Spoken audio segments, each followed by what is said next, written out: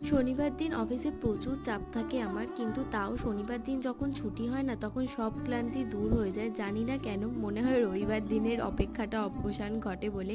যাই হোক, আজকে অফিস থেকে বেরিয়ে চলে গেছিলাম আমাদের শ্রীরামপুর কলেজের সামনে।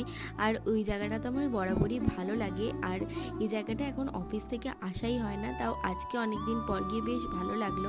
আর অনেক দিন ধরে আমার মোমো খেতে ইচ্ছা করছে, তাই চিন্টু আমি দুজনেই মোমো অর্ডার করে দাঁড়িয়ে পড়েছিলাম।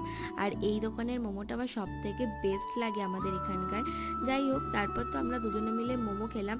আর চিন্টুকে দেখবে, ও যখন মোমো খায় না তখন ফার্স্ট বাইটটাও আমাকেই খাওয়ায়। আমি তো ভেবেছিলাম যে ও খাবে, কিন্তু আমার মোমোর জিনিসটা আমার কারোর হাতে খেয়েই মন পোষায় না। মোমো জিনিসটাকে আমি এতটাই ভালোবাসি।